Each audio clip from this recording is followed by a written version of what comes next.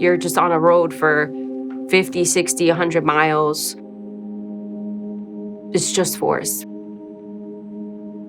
I think the majority of people have no idea that Louisiana detains immigrants or detains the number of immigrants that it does. It's a hellhole. The conditions are abhorrent. The asylum process is so incredibly arbitrary. We just see wildly different outcomes based on what state you're in, which judge you have, and whether or not you're able to have a lawyer. There's a real element of chance. People call it refugee roulette. I would say that we, on principle, are not fighting to reform the system, that we believe that the system should not exist. This is supposed to be civil detention, right? But it is punitive, like the carceral system. If it smells like a jail, if it looks like a jail, it's a jail, and it's a jail.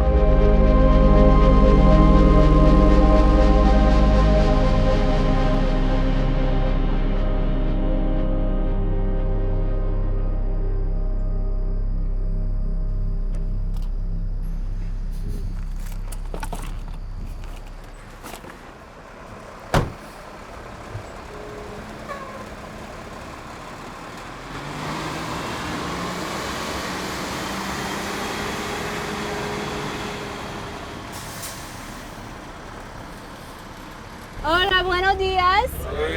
¿Me puede oír? Sí. Ok. Yo me llamo Francis, soy con la iglesia, no trabajo para ICE, ¿ok?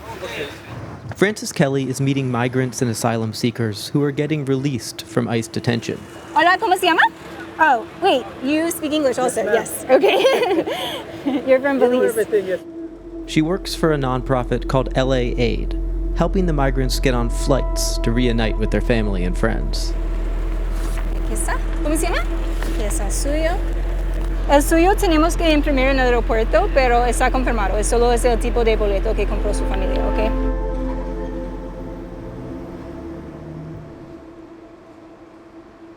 It's been a long road to get to this point. Colombia, Medellín. Felipe Martinez was detained at the border in San Diego over a month ago and has barely had contact with his family since.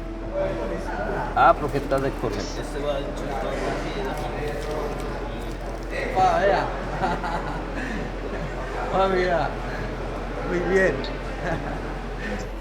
Los oficiales trataron muy malos migrantes. Éramos en colchonetas, las cobijas eran unas bolsas. El frío total, nos ponían el aire acondicionado full, nos interrumpían el sueño cada hora, cada 2 horas. Estuvimos sin libertad, que es lo primordial que debe tener un ser humano. La libertad lo primordial, la comunicación con la familia, o sea. This scene, which plays out every few days at regional airports in Louisiana, is part of what many say is a dysfunctional asylum system that's quietly sprung up across the state.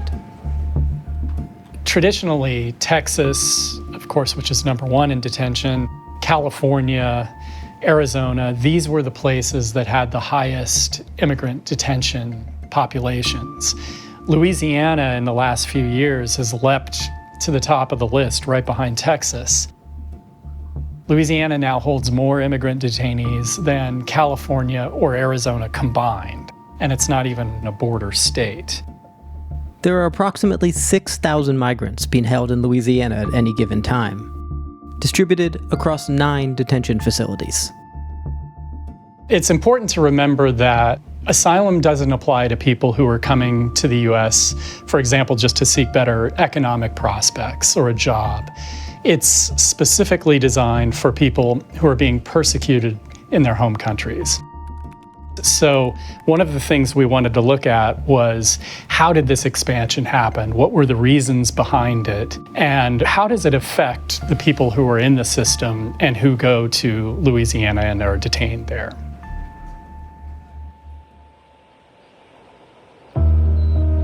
Not too long ago, Louisiana was known as the incarceration capital of America, home to a $600 million industry. In 2017, Governor John Bel Edwards signed a criminal justice reform bill that resulted in a lot of new empty beds. Around the same time, several Democratic-led states passed laws to limit or shut down local ICE detention centers. The story of the expansion of immigrant detention in a place like Louisiana is really a story of unintended consequences. Some of the jails and prisons that ICE took over had been problematic when they were criminal detention facilities, and they had been the subject of lots of reports of abuse and neglect. ICE came in, and a lot of the same workers were hired. And if you talk to advocates, they'll say that caused the same problems that had been occurring in the criminal detention facilities just to kind of overflow into the ICE detention facilities. What I hear from people in detention is that it's a hellhole. It's usually the common term that's used. Tanya Wolf is part of an ad hoc group of advocates and lawyers in New Orleans who regularly visit the detention facilities to meet with migrants.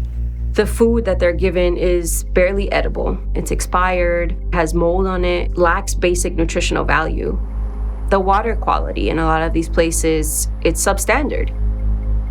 Angel Ramirez's journey began when he fled from drug traffickers in the Dominican Republic, who he says were trying to force him to work as a courier.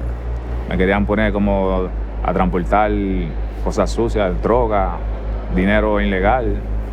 Y luego que me negué, tuve que aceptarlo, porque me iban a matar, me pusieron la cabeza en una mesa con un cuchillo. Ahí fue cuando le dije a mi mamá lo que estaba pasando y me compraron el vuelo. Once he reached the U.S. border, Ramirez turned himself in.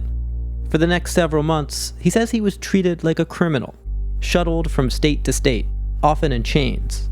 He finally ended up in Louisiana. En cuanto en condición no, está muy mal, sí. Entonces cuando tú llegas al sitio donde tú quieres, donde tú vas a llegar, te maltratan, nada de eso. Yo mejor guía y morir en mi país. This year, a coalition of groups published a report based on more than 6,000 interviews with detainees around Louisiana, and all sorts of abuses were included in these reports: physical abuse, mental abuse, denials of necessary medical care, conditions of neglect of food that was contaminated with pests. One of the most notorious facilities in the state is Wynne, a former state prison that's now run by ICE and the private company LaSalle Corrections. Earlier this year, guards and ICE employees at Wynne allegedly deployed pepper spray at a dorm containing approximately 200 detainees, some of whom were participating in a hunger strike over conditions.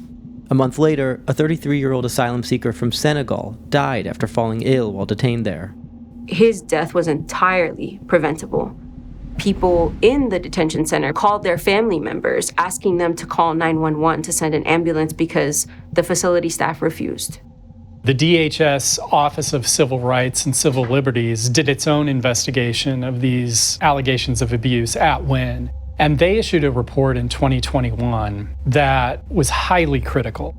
One of the conclusions of the report was that Wynne should be shut down or scaled back, depopulated, until these concerns were addressed and fixed. The contract for Wynne actually expired earlier this year, in May of 2024. The Biden administration quietly extended it.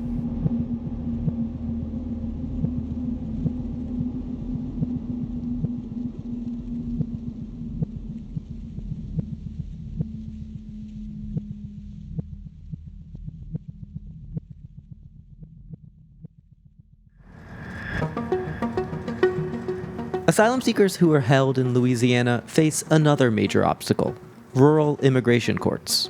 I started looking into this story and this subject because of the disparities we were noticing in outcomes of asylum cases in different immigration courts across the country.